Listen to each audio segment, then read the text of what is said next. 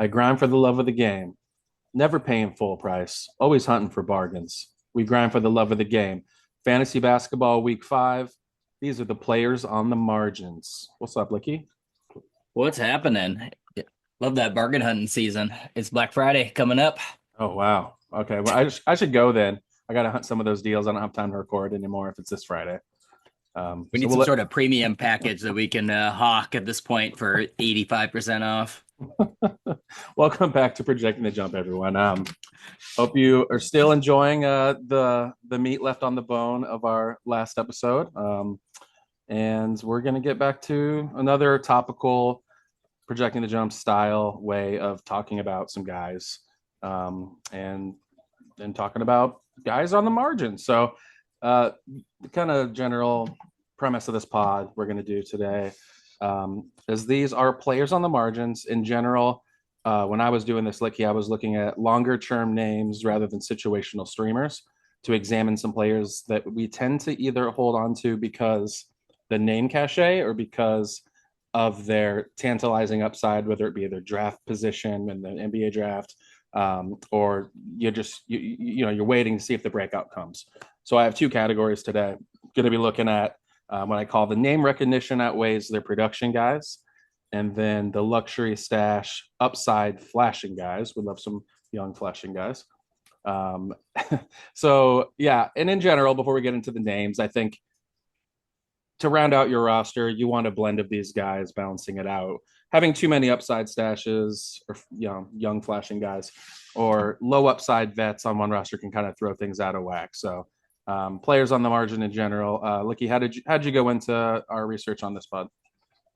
Yeah, I mean, I kind of looked at it a little bit like an ad drop pod, but in kind of in the same way. Because I mean, like you mentioned, we're now about 4 weeks entering week 5 of the season. That you're still trying to decide, these guys you spent a fair amount of draft equity on. Do you hold them? Is the sample size large enough that you can move on from these guys? And if you do, who would you move on from them for? And so kind of just investigating those. And I kind of wanted to be pretty critical with some of the guys I was looking at, and not just kind of take the easy, most add most drop guys, and kind of look at some ones that would be painful cuts, I guess. Yes, I like that. So we had the same idea in general. We just stylized it differently. These are players that are tough to cut for whatever reason. We're not talking about the hot guys jumping off the wire. I'm not going to talk much about. Kelly Uh, Oubre. that's a hot guy, but Yeah, that's a hot guy. He's falling to the wire, and for good reason. So, so we'll get into the names here. I want to start with the guy who's still 83% rostered.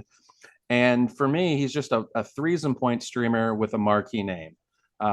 So when we're talking about some of these names, I'm trying to present an idea that a lot of times when we're hanging on to a Clay Thompson, that is our first player. Clay Thompson, I would rather ride a hot player, a real hot player, in an elevated role who's going to give me the same production. So right now, think Malik Beasley in Detroit. Or Duncan Robinson in Miami with Jaime Jaquez missing time. He had a nice game today. By the way, Hmm. recording Monday, November 18th. So I just want to ride someone and then ditch them when they cool off, or they go back to the bench or their minutes start trending down. So Clay Thompson, still 83% rostered, like I mentioned. And his last two games, his minutes are really starting to trend down. He played 18 and 25 minutes his past two games. So I'm just not Wow. seeing the meat on the bone. Like you get three pointers a game, you get your 13 points. He doesn't do anything else anymore. He's shooting sub 40%. And he's a role player. So he's a role player in fantasy too, but he's Clay Thompson. So do you find this to be somebody that's a bit of fool's gold? Um, where would you take Clay Thompson in terms of expendable to move on to a hot streamer? Yeah, this is not a guy that I put on my list, and so, but I'm glad that you did because I think it was a really good person to highlight. I think we saw it last year that the defensive stats have fallen off, and so Yeah. you're really just getting threes and points when he's hot. The percentages are nice, he helps you in the free throw category, but I kind of didn't quite realize how far the minutes had fallen off in these recent weeks.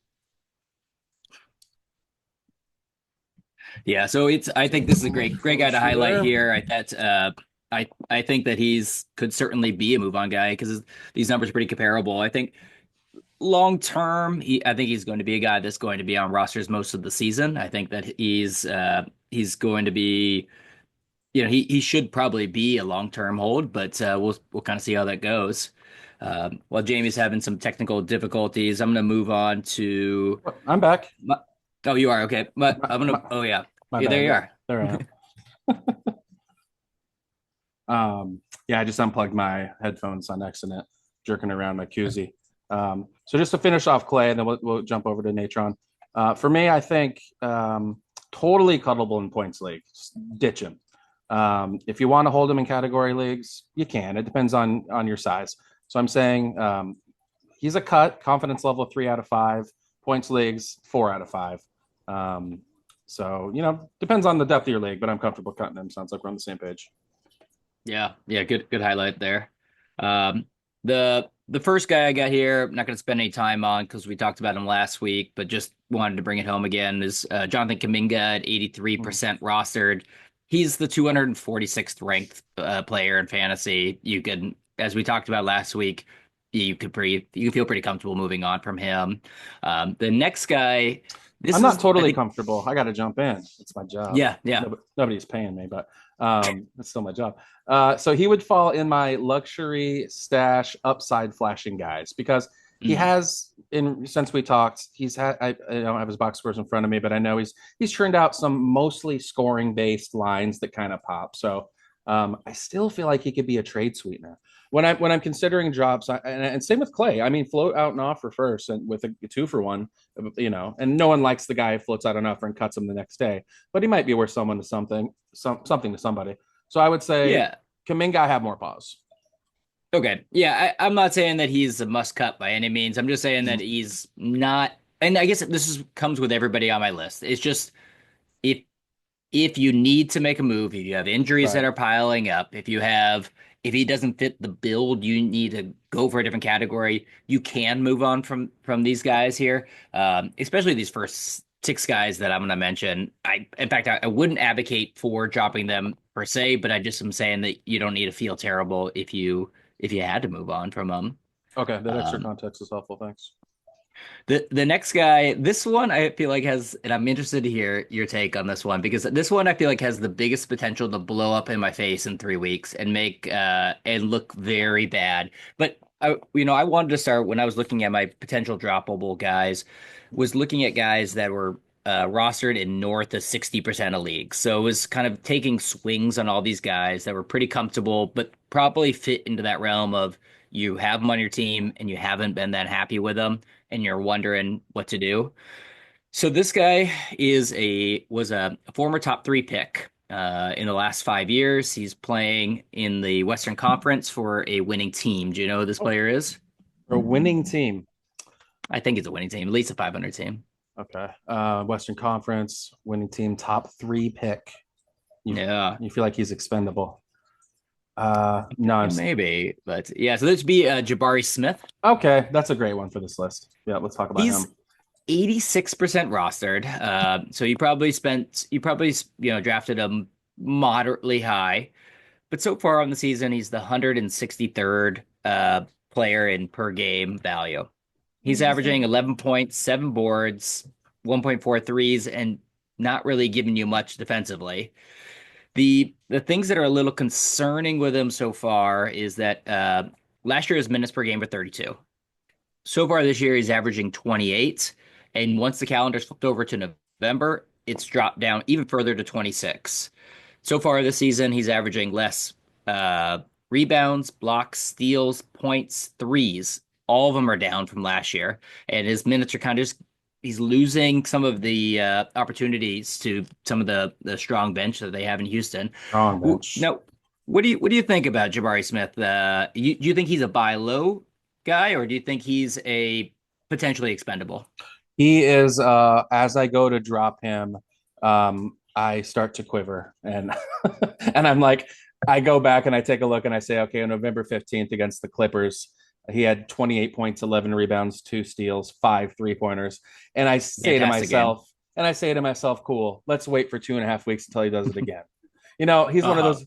He's 86% rostered. It's tough, man, because especially in a category league where you are taking L's every day, not getting better production from that spot, it's really tough. In a format where you have stashability, whether it's like a weekly locking lineup league where the players on your bench you don't play, he's a perfect stash. Or in a roto league or a games cap league. There or formats where he's a great asset because it's still hard to predict when he's gonna pop off, but you don't drop a player like that. You just kind of wait for a hot streak. You hope you can predict it accurately.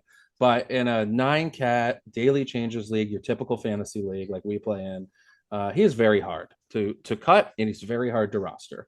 He is like the player that will make your head explode. Now, depending on your league size and what where you're at. Now, if you started 1-3, you can't hang on to the Kamingas and the Jabari Smiths. I would hope that somebody who started 3-1 or 4-0 would be willing to take that on and give it a shot. Here's a question: like, would you rather have Alex Sarr or Jabari Smith rest of the Jabari season? Smith. Yeah, okay, so that's interesting. So, Just like, because he's not hurting you in categories. I mean, he's not doing much, right. but Alex R is can be actively torpedoing you in some categories. Well, if you're punting free field goal percentage and turnovers, Alex Sarr, I mean, the blocks are just such a boom. The blocks, Right. the blocks in three. So it's one of those where like it's so tough with a player like Jabari and Sarr. It really matters. Are you absorbing it well? Are you absorbing where they hurt you well? But with Sarr, I think you're getting a little more consistent production and the blocks, the points and rebounds. With Jabari Smith, he'll put up a 4 and 2 like it's nothing, and then he'll have a Right. 28-11. So I'd say, have fun with that one. Anybody who tells you there's a definitive take on what to do with Jabari Smith Jr. in an average daily changes league, they're just trying to create a clip. So yeah, that's depends what would be harder to stomach, the next 4.2 rebound game or when you drop him and someone streams him in on you and he goes off for 28 and 11. What's going to hurt more? Yeah, it's a good point. It's a good way to put it. Yeah. So, oh man, that was a good one. Okay, this is a good topic. So we're getting back into the name recognition outweighs the production, guys. Lucky, 82% rostered is one scary Terry Rozier. Mm. So let's start here. How the hell is his rostership 40% higher than Jordan Clarkson, around 40%, who has just been a better version of the same profile so far? He's a popular player. It feels strange to drop him, sure. But I think, again, like Clay, we could bring in more weekly value from streaming through his roster spot. The minutes are dipping below 30 of late. Now he has foot discomfort. We may be safe moving on from Terry. We can get into the numbers real quick. So far in the season, in 31 minutes, he is shooting 38% when last year he shot 44%. So there could be positive progression coming. You're getting 12.9 points, 4.2 rebounds, 3.7 assists. So he's just a marginal asset right now. And if they're hot, so I texted you last night, and I was like, man, looking at the waiver wire has just dried up like quicksand. It's evaporated. 2 weeks ago, there were all these guys that people are enjoying now that we needed to be quick on the trigger. And I think Terry Rozier didn't feel like a player that was expendable then to pick up some of those guys. But now the next time a hot free agent comes along, Terry might be on my can cut list. I have cuttable and cats category leagues, confidence level 2 of 5. I think he's a holding points leagues because he can put up those popcorn numbers. Confidence level 3 out of 5. So I'd probably rather have Terry than Clay, but it's not that close. Does this one surprise you? Where are you at on Scary Terry and his ability to get back to a top 80 player? I am surprised to see him a little bit coming up on this list, but I'm also surprised by the Heat in general.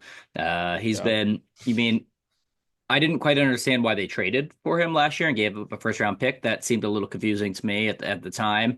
But coming into the season, I mean, there was a lot of talk out of Miami that you heard Tyler Hero say it, you heard Jimmy Butler say it.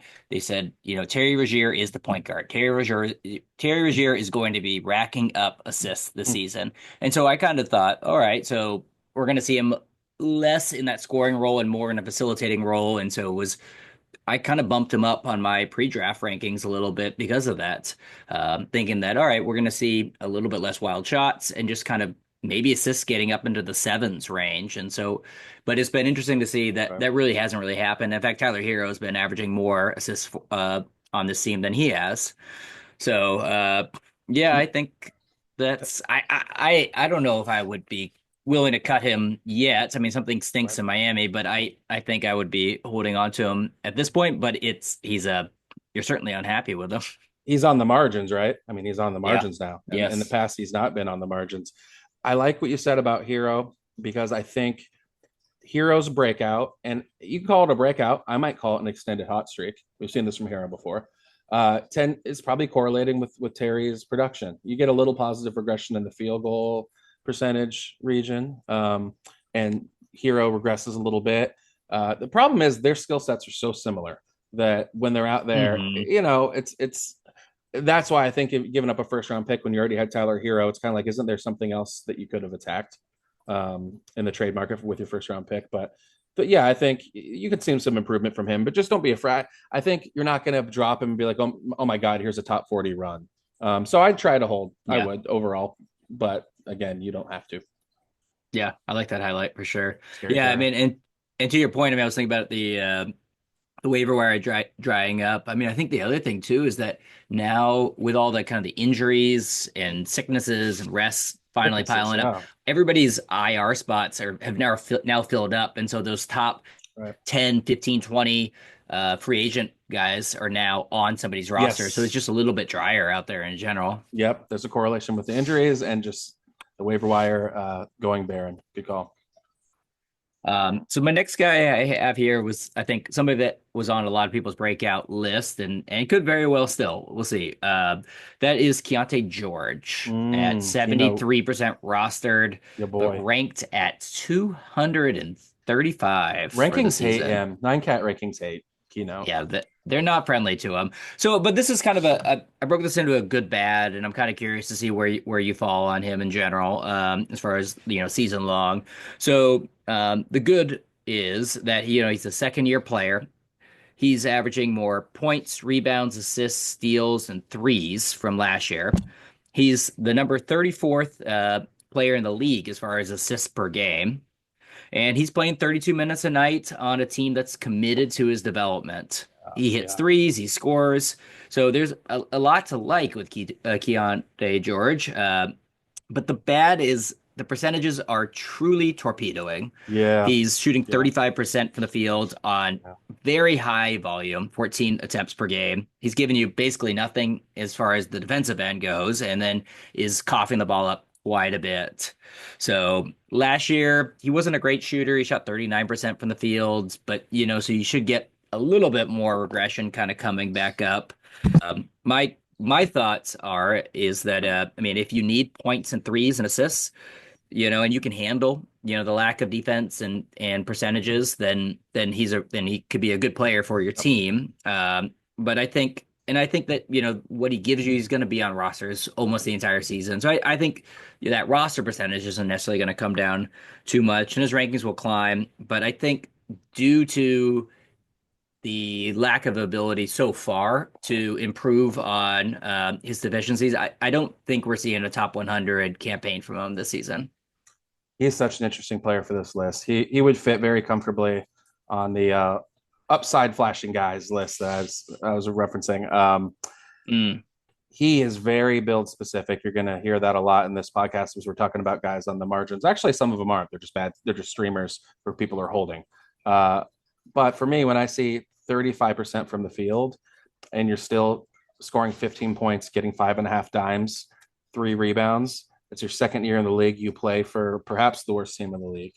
Um, for me, that's a hold. That's if I'm punting field goal percentage, which I am in our league of record. I might see. Do you have him? Do you have Keontae George? no, James does. James. Okay. Well, after I take care of James this week, maybe I can take Keontae George off his hands. Shout out James Robinson with a tough start to the season. But hey, you nailed the Towns pick. First year I haven't had Cat in a long time, and he's the top 5 player, so you got that. But no, he for me especially, we get in this silly season, and it's already silly for the Jazz. He could still, in his rankings, you're right. Like this 9 cat rankings are always going to look atrocious, but if you can take the turnovers and the field goal percentage hit, then he's a target for me. Mm. Well, yeah, it's a tough one. I like the player, hate the season. Yeah, hate the Jazz season. Hmm. Yeah. Yeah. Yeah. I don't know. Doesn't It's bother okay. you. Yeah, Yeah. as a Blazers fan, you're fine. Um, Yeah. Had to happen. Had to happen at some point. it's true. So this is Nate, my last player in the name recognition outraised production category, and you'll be sensing a theme. This is the big ragu Dante DiVincenzo. Ooh, I had Um, him on my list. I'm glad it. Here we go. let's go. I like to hear it. So he's down to 66% roster. When I started research for this pod on Friday, he was at 73% rostered. So people are catching on a little bit. He really has bottomed out here in mid-November. Over a 3-game stretch, he totaled 8 points, 6 dimes, 2 triples, and 2 total defensive stats. Uh, Oh, he had 15 points and 3 triples off the top of my head yesterday, so that's streamer level again. But for me, he's become a grab him when he gets hot guy, much like he was before this breakout he had in New York last year. You remember Nate with Golden State? He was a guy sure. you'd pick up and ride, and you drop him again. You drop him off. Yeah. So I'm adding him to the list, like Malik Beasley, Duncan Robinson. That's who DiVincenzo is. He had an awesome role in New York, and he seized the moment.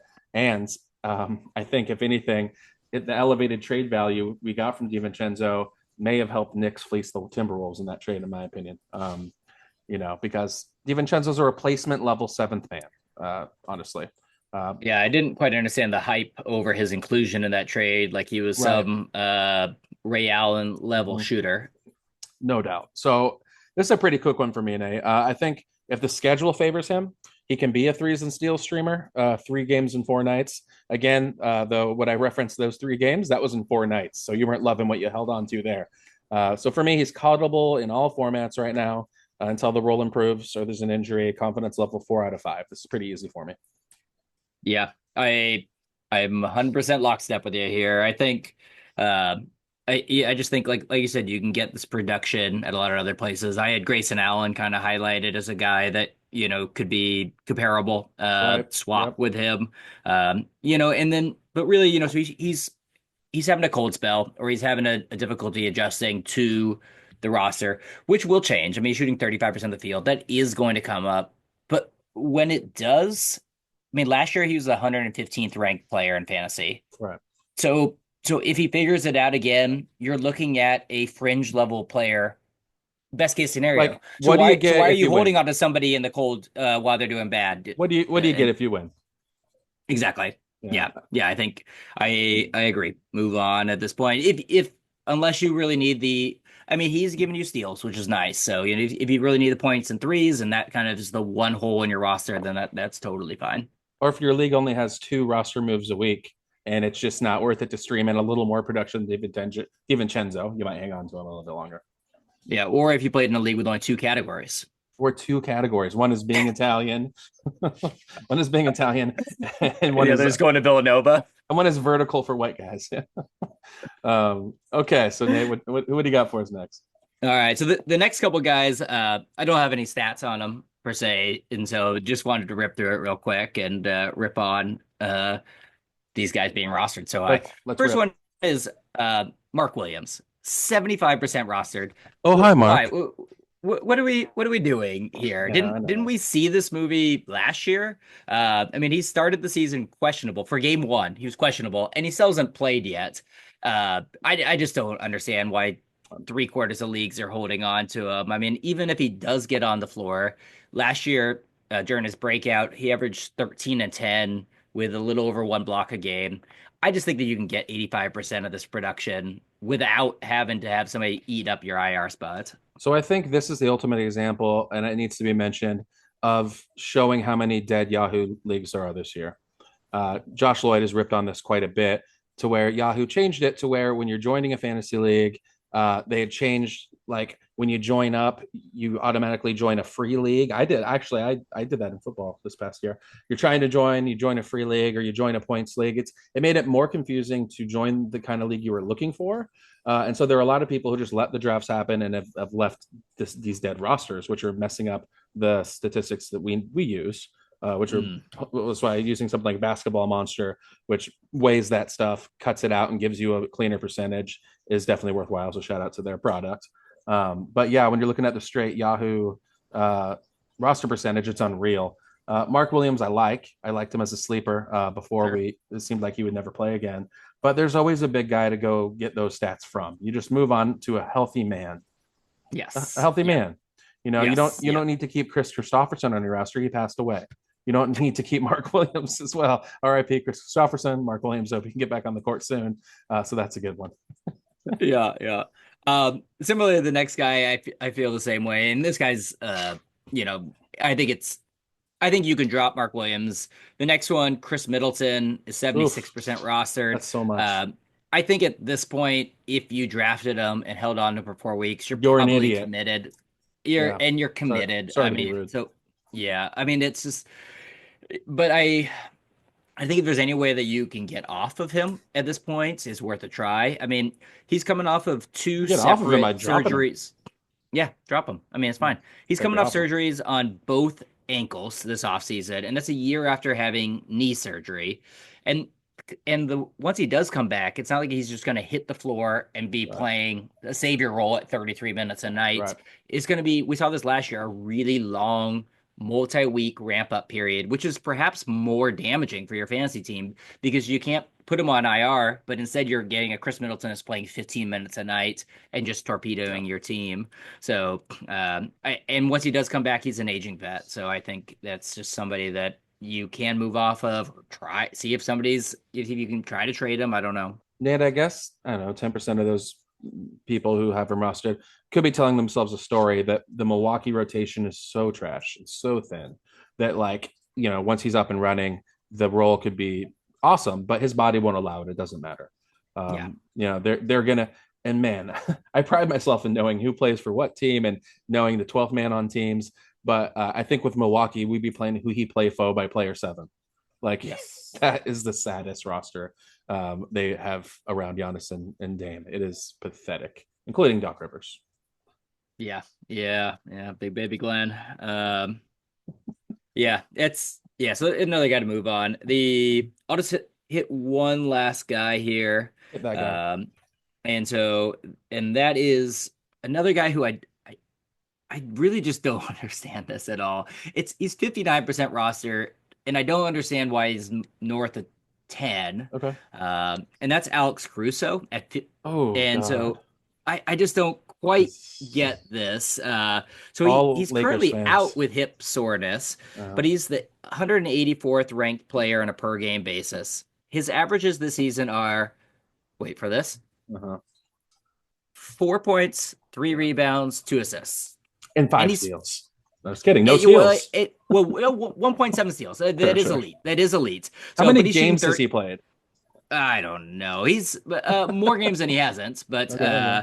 but I mean he's rostered in 59% of the league. I mean, so like last year, and I don't even quite understand the why, because last year he averaged 29 minutes a night and was the 22nd ranked player in the league, which probably undersold his value. Looks something like. Uh, this year he's averaging 20 minutes a night. So it was a great real life addition for Oh the Thunder, God. but he just doesn't need to be a fantasy player unless there is a series of injuries that elevate him back up to that 30 minutes. This is a great one. I honestly think if his nickname hadn't been the White Mamba, he would be 11% rostered. People, they glaze this guy, as the kids are saying. They froth him. They love him because of he looks the way he does. Okay, let me ask you this: who would you rather have out in Zombieland, rostered right now? Caruso the GOAT or Cason Wallace, UK 2K? Casey Wallace, pretty easily. I So mean, yes, his steal numbers are perhaps better, and he has the potential to explode because he's a second year player. Nady's averaging 1.7 steals a game. Can you guess his roster percentage? Casey Wallace. Yeah, Oh, it's got to be low. I'm gonna guess 15. lower, 5. lower. It's 4. Really? Cason Wallace is 4% rostered. With a basically identical stat profile. That's insane, man. So I don't know. It's weird. Yahoo, Wow. we Great poll. might need to get a different format, but that's pretty bad. So yeah, good call. Cason Wallace is way more interesting as a stash in a deeper league. 14-team league, you should have Cason Wallace on your roster if you are willing to roster zombies. Right. But if you can sleep at night, that's great. Not everyone is from Seattle, so okay. Let's get back. Let's get back in the second half of my list here, Nate. So we got the luxury stash upside flashing guys. We're starting here with this past season's shocking number one overall pick in a brutal draft. I can say this though, he's going to be better than that power forward that Cleveland took in like 2004 or whatever. I can't even remember his name. He went to UNLV. Anthony Bennett. Anthony Bennett. Anthony Bennett. It's guaranteed to be better than Anthony Bennett already. Yes. He's down to 27% rostered. He was 33 a couple days ago. He feels like a luxury. You're talking about Zachary Richichet, right? Zachary Richichet. Did I not say it? Yeah, exactly. Thanks, Nate. Yep. So we're talking about number one overall pick to the Atlanta Hawks, Zachary Richichet. He's a luxury stash to me, Nate. He flashed his ceiling. He flashed us all with the ceiling in 37 minutes against the Knicks. He gave us 33 points, 7 rebounds, 3 dimes, 3 steals, 2 blocks, 6 triples.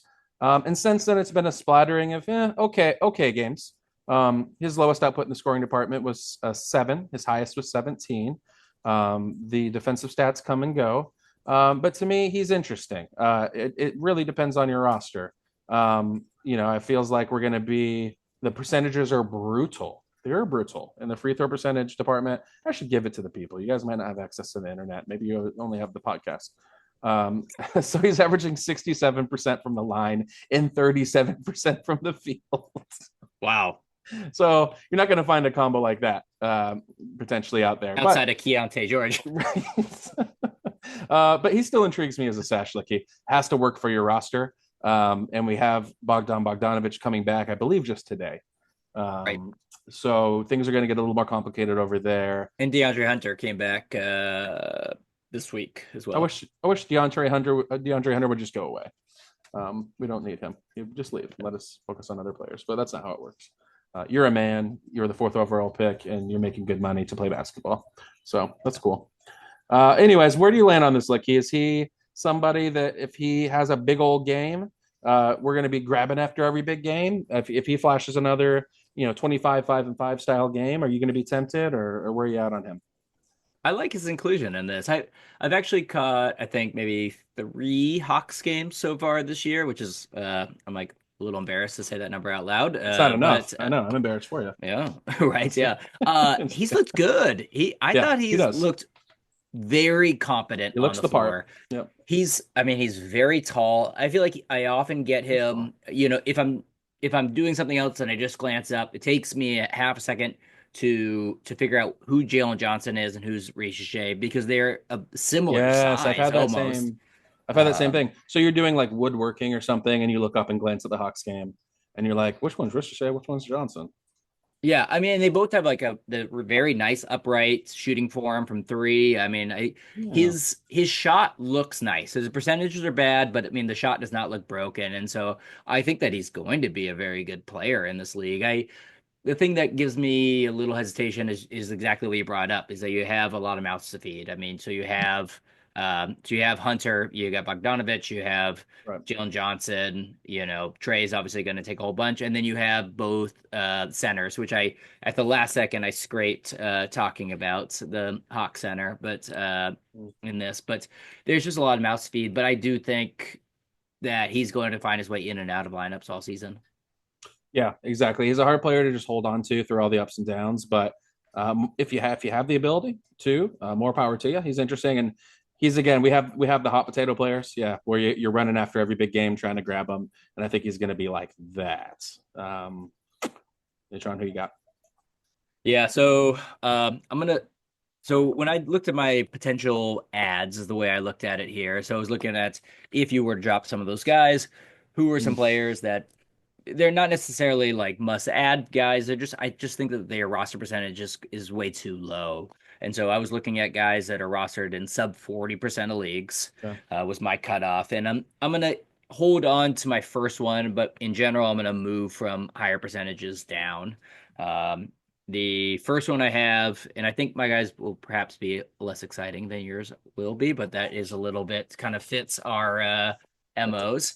And so the first guy is Lou Dort, the Dortcher Chamber, who I know you don't. I looked at his stats just the other day in preparation for this pod. I did look at his stats, so I'm doing my homework. You knew that he might come up. Yeah, Lou Dort's the 48th ranked player in fantasy. And some of that is due to kind of some unsustainable right. 45% shooting from three Yep. that's going to come Good back call. down. But that being said, I mean, since Chip Ingle, the We great love shooting him. coach We from the love Chip Ingles. Spurs, has come over, I do. Yeah, I he's know. really switched. He's really fixed his shot. So, I mean, last Yeah, year he shot 39% from three. So I think he's going to come back down. But I think he's proven that he is now a 3-point shooter.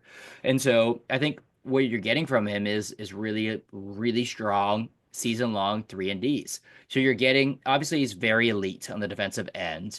You're getting two socks combined, steals, blocks, and then now you're getting threes and points with that, and he's locked into his role. I think that's one thing that you feel really true. safe about with There's not him. That fluctuation kind in of his role anymore. exactly. And no matter who's in, who's out of the Yeah. lineup, when Hartenstein comes back, when Chet comes back, you know, he'll just move up. He'll move back up to small forward. When they're out, he's moving down to power forward or center sometimes. So I think that he at 33%, that number needs to be back up into the 60s. He's got to be on rosters. Yep, he needs to be rostered. He is not on the margins for me. He's elevated above this list. So good. I like you pointing him out because we traditionally might think of him as a player on the margins. Yeah. Do you want to hit me with one more and then we're gonna get a little personal? But you can't do any Blazers. Okay. I'll skip my Blazers then because I do have two on my list, Yeah, but I'm we'll do gonna Blazers last. We're gonna do a little Blazers corner. Okay. For Yeah. the So moving down percentage wise, I'm going to go to a guy that's 23% rostered. That you're going to roll your eyes when I say this. But he's the boring vet that I kind of go, oh, this makes me feel safe for this Evan pickup. Fournier. I get it. Go ahead. Feel safe. I wish it was Dario Saric, but it isn't. It's Grant Williams. Oh my God. Shit. Every year. Every year with this Grant Williams propaganda. We're back, are we? We're back. Okay, let's hear about his percentages. Yeah, he's getting some rebounds. His role is decent. Okay, let's talk about Grant Williams. You can't stop standing for Grant Williams. What is it with him? This is like the This guy is the you year. okay, This is okay, the okay. year. Let's talk about Grant Williams. The floor is yours. I just want to point out that we can't seem to keep you away from Grant Williams. I mean, I was done with him. I will okay, admit where are that you I at? was fully done with him. And Yeah. then the Hornets can't keep a big man healthy, and so It's a great tackle. they're currently starting Taj Gibson. They're this desperate, and so when you get to that level of desperation, and then it's time to give Grant Williams 32 minutes a night, which is what he's getting. And so he's during that time period, he's top 100 ranked, and he's giving you the classic Grant Williams trickle of stats. And so that just kind of is 11 and 6 defensive, 1.4 steals, zero point 0.9 blocks. That 0.9 blocks over it's the course of the season. over the last couple weeks since ever since Nick Richards went down. I'm not paid, so hey, we're amateur podcasters. We consider ourselves pretty immersed. I'll be honest, I haven't looked at Grant Williams' stat profile this season one goddamn time. Yeah, I it's haven't. since Nick Richardson went down, they've kind of just needed some guys to step in. Yeah. And I think that, Richardson's out for a handful of weeks at a minimum with broken ribs. Uh, John Salon is just he's not ready. He's way too raw at this point. Diabate is Mm. looking actually really We solid. I should talk mean, he about was a Diabate here. Yeah.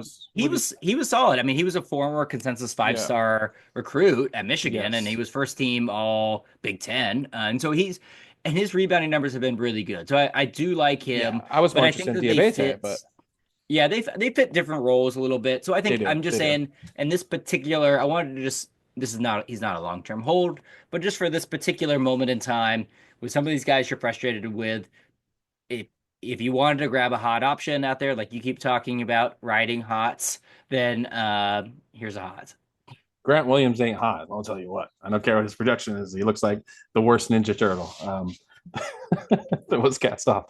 Sorry, I don't like Grant. I don't like Grant Williams. I don't like his neck or the way he looks. Sorry, I don't like He Grant does look like a Williams. turtle. That's pretty He good. does. He's annoying. He's an annoying guy, and he seems like he really annoyed his Celtics teammates. I've seen him do really annoying little brother. He's like he's like the youngest of six siblings at all times, kind of vibe. That's his general Yeah. nature. So Yeah, you probably that flagrant two foul on Jalen Brown didn't get him any favors the other week. you like the instigating little shit in him. I think I that do. I attracts you think I to him. do. Yeah. That makes Yeah, he'd be sense. a good guy to hang out with at a dive bar. Okay, we're going to move on from Grant Williams, but it's not a bad shout out. His production has been useful. Um, you ready to talk about the Blazers? I see you just pour a little bit of wine, so it might be helpful. Yeah. Let me just get this laughter fit under control. But yeah, absolutely. Let's talk about the Blazers. Okay, so I got a couple Blazers in the luxury stash upside flashing guys category. I'd be willing to drop Grant Williams from either one of these guys, just to be clear. So we're going to talk about Scoot Henderson. Like he's 28% rostered. You'd think the number two pick in the 2023 draft would be more of a priority for a young team focused on player development. Yet he's averaging 25.5 minutes a game, which is a full 3 less minutes per game than his rookie year, which I find freaking fascinating. So if you roster him in your average size 12 team category league, he's surely your lowest producing player. So like let's talk Scoot's development here a little bit. Are you with Chauncey Billups on reducing his minutes? What are you seeing? What do you hope to see? But please, let's be objective. Where are we at with Scoot Henderson as an NBA, a future NBA star, and as somebody you'd want to roster and ride out some of the tougher times, or is he fine to be hanging out in your waiver wire? You grab him if something happens in the backcourt or he has a big game. Give me the diatribe on Scoot. It's such a big question there, and I feel like it's the big question that's floating around here within Portland fans. And I was at a party the other night, and I He just kind parties. of was I He was just parties. talking to I just asked a number of Blazer fans this exact question because Cool. I just wanted Love to hear it. what Love other it. people said, and I heard from active watching most games, Blazer fans, I heard opinions all over the map from people. I Yeah. still heard a lot of my question was in 4 years, what will Scoot Henderson be? Still heard people say Westbrook 2.0. Mm-hmm. And then I heard other people say seventh man. Mm-hmm. Um, and Emotionally frankly, charged responses on either side. I'm assuming yeah, somewhat emotionally charged. yes, yeah, there was, but I personally, I mean, I like the way that they're developing him right now. I think he should be coming off the bench. I think last season he was overmatched as a starter and just was kind of was trying to force up stuff that wasn't working. So I think getting him in against the second unit kind of will allow him to cook and kind of figure out what works in the NBA, what doesn't work. Because I think what was very apparent last season was that he was not NBA ready. He did. I mean, that was the book on him was that he's going to come in, Yeah. after 2 years of being great in G League and be able to cook right away, and that just clearly was not the case. So I think lowering expectations on him, lowering the heat on him a little bit, and allowing him to develop, I think is doing him a favor. I think right now, if my personal take is that, he's currently the seventh best player on a lottery team. Is what he is today. In 4 years, what do I think he's going to be? I think he's going to be the super six man. Yeah. And then so I think that he's going to have a long NBA career, but I think what's the challenge so far, what I've seen from him is that his calling card was supposed to be his elite athleticism Yeah. coming into the league. He's supposed to be this 99% outlier athlete. We saw the And highlights. I mean, we saw the highlights, but so far in game yeah. that he's just been more average as far Right. as that athleticism goes, and his size and his shooting are not quite there. Right. So if he's not able to jump over people, then he kind of I doesn't know. really have much to work on. So I think he still will have a long career. I think that his profile as a fantasy player is still very optimistic as far as he gets rebounds, he gets assists, and he's going to be able to score. But I think it's just a time to lower expectations and then recess. Okay, thank you. That's helpful. The people thank you. So before we finish on Scoot, what should folks rostering him in 12 team leagues who are struggling to win 5 categories right now be doing with him? I mean, he's shooting 40% from the field, over 3 turnovers a game. You got to be punting those two things. A lot of people are, and they're good. They're good punts, great punts. I punt them. And then what are you getting for it? You're getting 11.5 points, 2.9 rebounds. You're getting 5 assists. He did have a 10 assist game in his last game. He's not even hitting a three a game. He's barely getting a steal. He doesn't do anything that well to make up for the percentages and turnovers. So really, you're rostering upside. You're rostering pedigree, and you're rostering the hope that as the season progresses, the role will improve. He'll gain confidence. Does that need to be rostered in your average 12 team category league right now?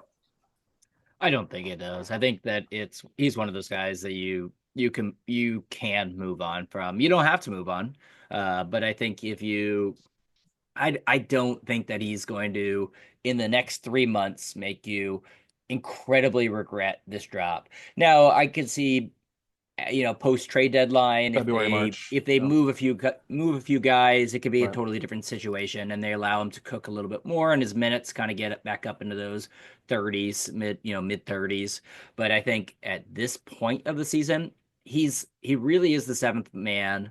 Yep. And then frankly, Delonte Bannon is Mr. So, Fourth Quarter. I yep. mean, he's just freaking cooking in the fourth quarter, and Chauncey knows it. His Right. percentages. I mean, I texted you the other night as far as cumulative plus minus in the fourth quarter out of all That's players in crazy. the entire Yeah. league. This isn't per 36, just cumulative. Right. Delonte Bannon was like the 30th best, or like it was the 20th best fourth quarter minutes, and most of the guys above him were either on the Celtics or the Thunder. Yeah, Banton's a killer. I think I'd rather roster him right now if I need production than Scoot. Before we move on from the Scoot section, would you rather be rostering Zachary Roche in Atlanta or holding on to Scoot in Portland? Now that's a good question. What's your instinct? Uh, Probably Scoot, but Oof. Okay. I don't know. That's a tough one. I feel like that's a Yep. that's a that's a really good question. I'll probably lean Roche, but it's again, it's really close. Okay, so we're sticking it in Portland. We're sticking it to Portland. We're going to stay in Portland. We're talking Donovan Clingan, aka Kling Kong, one of Clean the best con. nicknames. I think the Roto World blurbers came up with that after he put up that monster game against Utah in the preseason.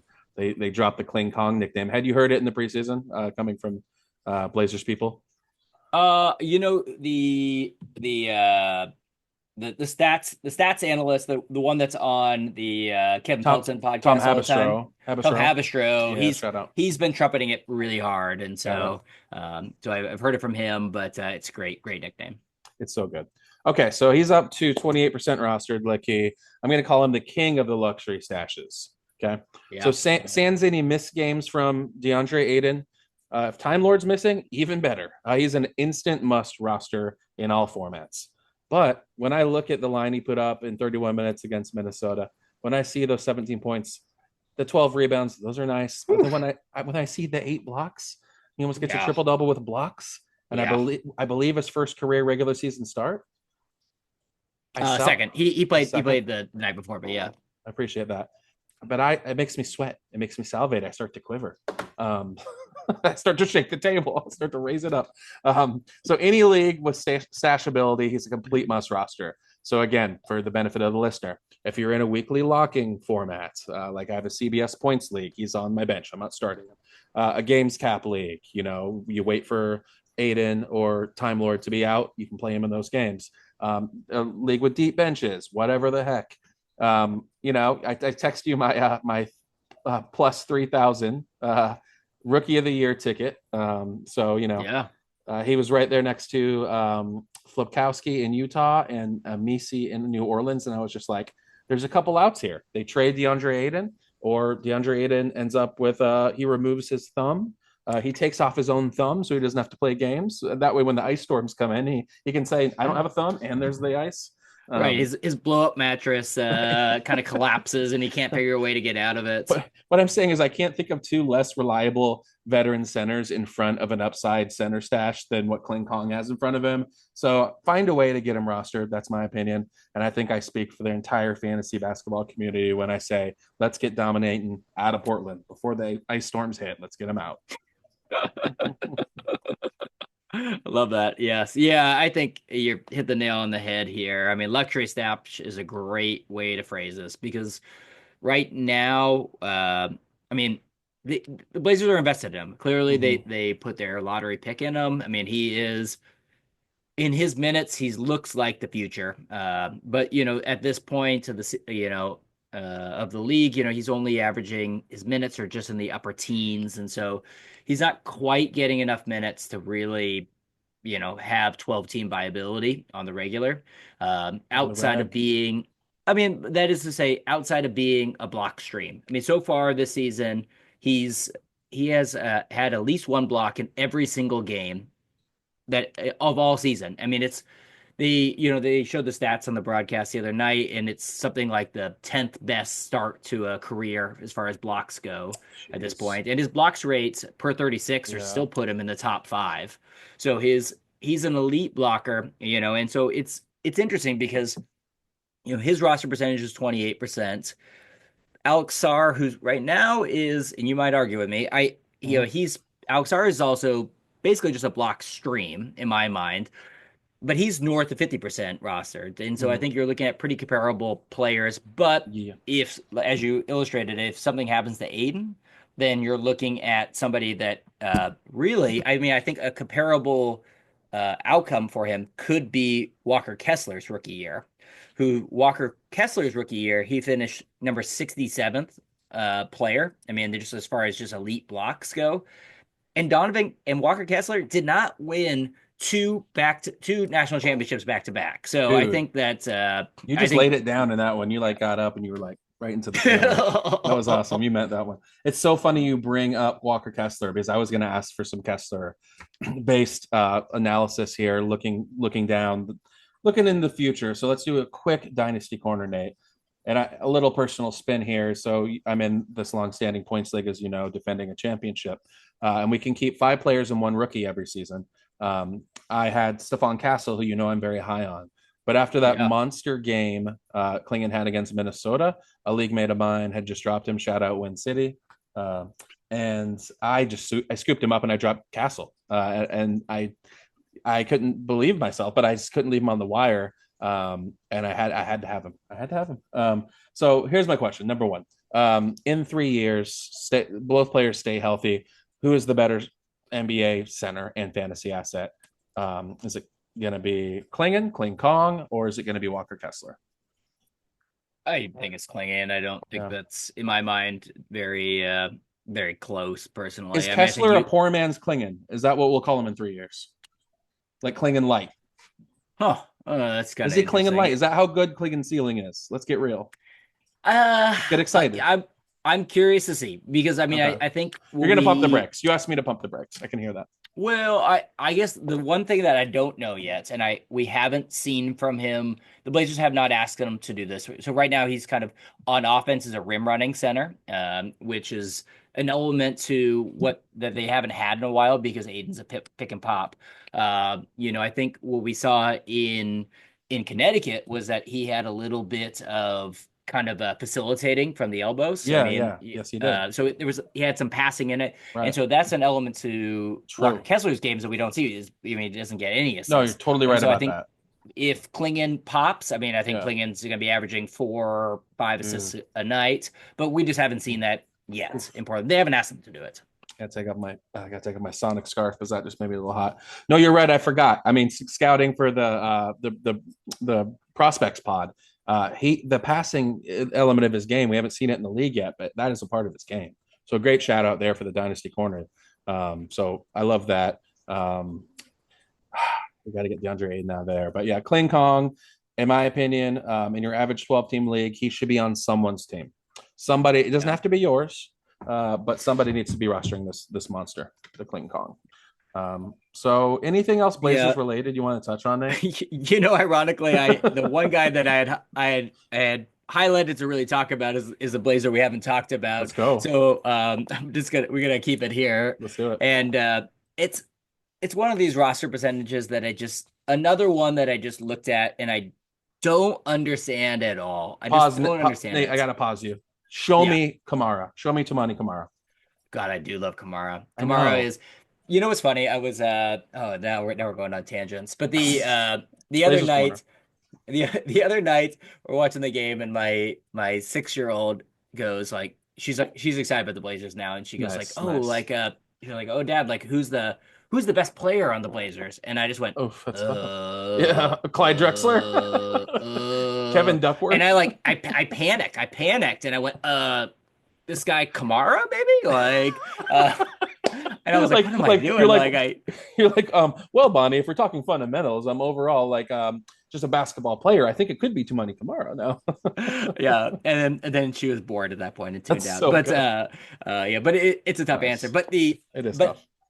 I've coalesced it. I've given some thought, and the player is now Shaden Sharp. is this player is Shaden Sharp, It who is. is Yep. insanely only 38% rostered, That's gonna which come up. Yep. it's almost like our 62% of leagues dead. I mean, we were talking about dead leagues earlier. I'm wondering, maybe are people just looking at, his per game rank, which is 230 per game rank, which is terrible. But that just doesn't tell the story I have some whatsoever. answers. I have some answers for you, I and I got, support yeah, this one. yeah. I think it I could I have. got to go on. I think a little bit it could have been with Shaden Sharp. It's a muddled situation in Portland, and B, the timing of when he came back. There was a lot of injuries hitting, and I think people had trouble sorting out.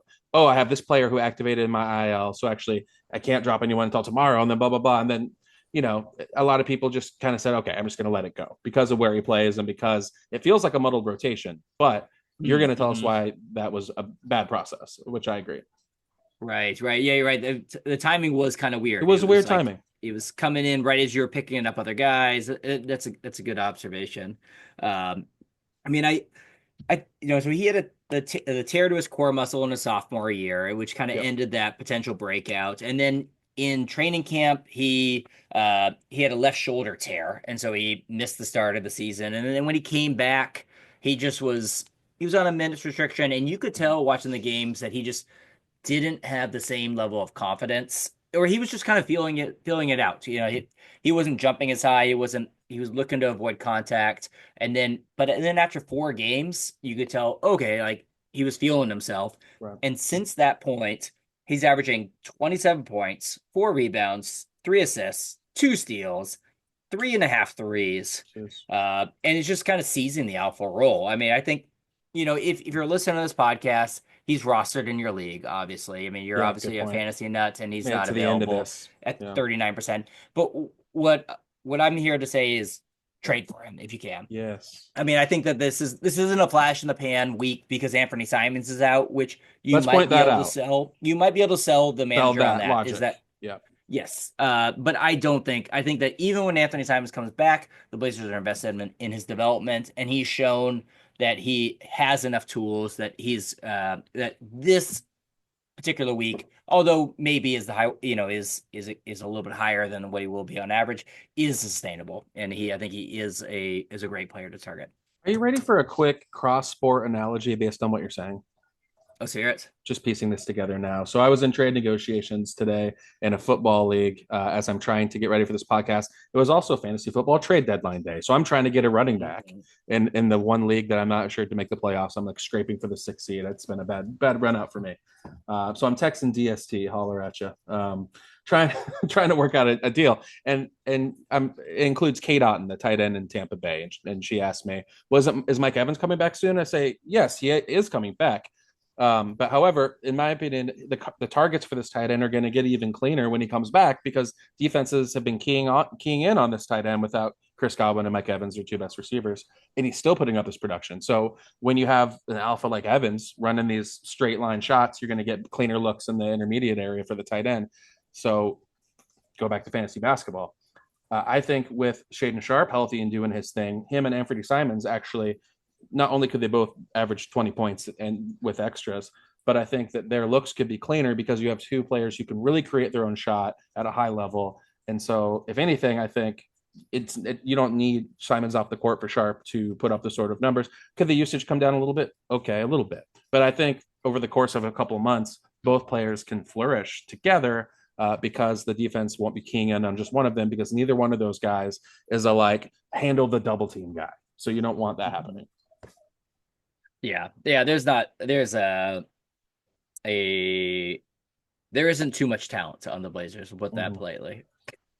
Right. So you don't need double teams to the 85th best player in the league. That's no good. Right. Yeah. Okay, so before we leave Blazers corner, Nate, superstar potential. It's in the DNA of Shaden Sharp. I think we both feel that way. Yeah, T I think I mean he looks a little T Mackey to me. I love that comparison, and also his demeanor is T Mackey, kind Mm, of like relaxed. Seems like a chill dude. Seems like maybe he for took sure. an edible, but like the right amount of edible, not too much. Right. Um, Yes. Yeah. yeah, Like a 5 mil yeah, maybe 5 like mil. right before the Get a little game. Like CBD in there. Yeah, yeah, for sure. he's Yeah. chilling.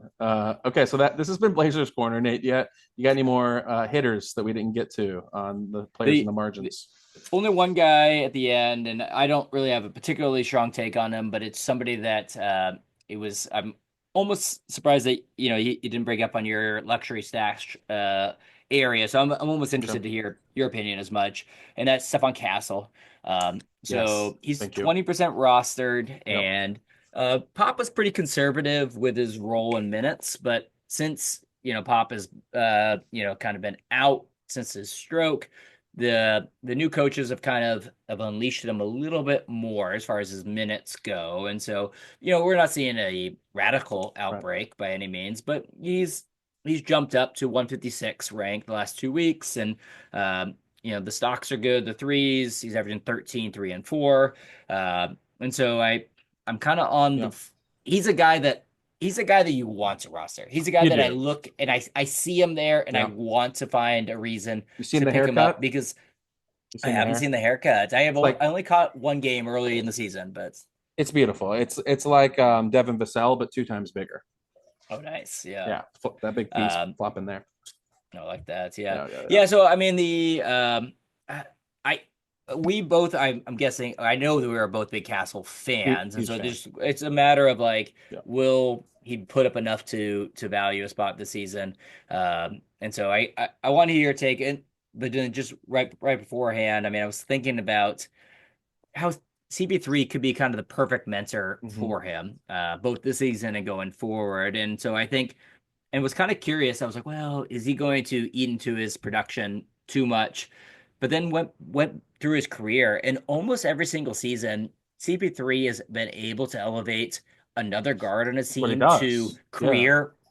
I mean, another guard. I mean, I always think of like a rim running center, but Right. he's been able to elevate another guard to their career production whether that was Dennis Schroeder when he was in Oklahoma City, had a career year. Devin Booker had his first breakout year with him. Eric James Gordon with the Harden. Clippers had his all-star level years with Chris Paul. Yes, yes. Pomensky's looked better last year than he has this year. Yeah. Jamal Crawford won Six Man of the Year twice. SGA had his breakout with him. So I'm kind of thinking that it's It's getting there. once again, just like you were saying, where it's not with your Chris Godwin or Tampa Bay reference, but Thank you. Thank you. I'm Yeah. kind of thinking it's a perhaps a similar scenario. But you remember Chris Godwin, so you're able to pull. He was around when you I played. do. Yeah, Yeah, he yeah. was old enough for me. So yeah. He's out for the season. Horrible, horrible injury. He was having the best year of his career. Sad Mm. in his, I believe, age 31 season. So Stephon Castle. Uh, I said when we did the me and Caden, our college basketball friend, who's super plugged into that stuff. When we did profiles on the players that were in the tournament, I said he should be the first American-born player to be drafted. So I've been high on him since the beginning. Who was the third overall pick? The first two was Rochelle and Sarr. Who was the third pick? For some reason I just have a block on that. But Castle was the fourth pick. Oh, it was I Reed don't know. Shepard. Holler to the top 10 NBA in assists, Reed Shepard. Right. Yes. Yes. Yeah. Right. Yeah. Anyway, so Stephon Castle is the second American-born player. And I'm going through it, and it's starting to happen a little bit. 6 straight games in double-figure scoring. We have Devin Vassell, as they always do when he comes back from his every season injuries, and I have him in every freaking league, always. And so they're bringing him along slow. So I think the usage for Vassell plus Sohan's out, you're seeing a bit of an elevated role. Plus, when Pop comes back, maybe he. So I think like for redraft just this season, I don't know if he's going to be a season long hold, but I think you got to grab him and find out right now. And he's 19% rostered, and that's too low. I'll be honest, in our league of record, I was looking at Sexton, and I'm going, okay, Stephon Castle's putting up similar stats now. There's a bit of a mystery box outline to him. I love the player as well. There's like a 15% I want to be the guy to grab Stephon Castle element to considering the pickup. So yeah, I think long term, I don't know if he is a true. He's like a point guard, but he's this new version of what we see as a lead ball facilitator, like an SGA. I think of him more like an SGA than like a traditional point guard.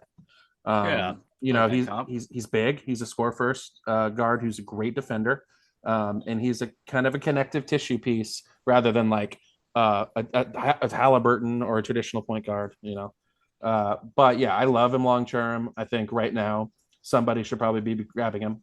I don't see him turning into a top 80 player for a month or anything like that, but I think he's a player on the margins right now. He's a great addition for this list, but he qualifies for both sides of it.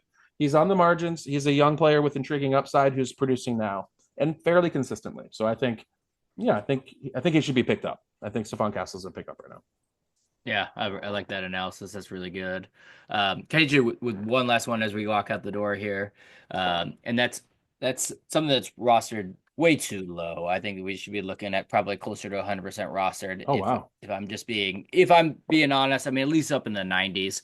Okay. And that's Steelbridge Coffee. Yeah. So I think you ought to head over to steelbridgecoffee.com/PTJ. There you can get your locally sourced organic fair trade coffee at basically a couple pennies more than you're paying for at your grocery store. And in return, you're getting that delivered to your doorstep. So you're getting premium coffee. It's much better than anything else you're getting in your grocery store. Yeah. And you don't even have to leave. You don't even have to leave your house. You don't even have to take your pajamas off. And so that's once again, let's head over to steelbridgecoffee.com/PTJ. That was a great read. But to be honest, you don't have to take off your pajamas to go get Starbucks from Safeway either. I guess not anymore. Yeah. It's a whole new era. You really shouldn't, honestly.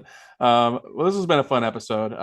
Drop in the comments. Let us know how you like this way of analyzing the waiver wire. I think our goal was not just to talk about who are the top 5 ads, who are the top 5 drops. We wanted to give a little bit of like a structure to it. So when you're analyzing these pickups, you can think, okay, who's the latest Clay Thompson, the player who's over rostered that I could be Yeah. targeting, guys you could be streaming in who are giving you better stats with the same profile you're looking for when you took Clay Thompson. So that's kind of what we're trying to do today. So, hit us up in the comments of the YouTube video if you could. Of course, Projecting the Jump is an independent fantasy basketball podcast for the people. If you like what you hear, do rate, review, share, and subscribe this podcast.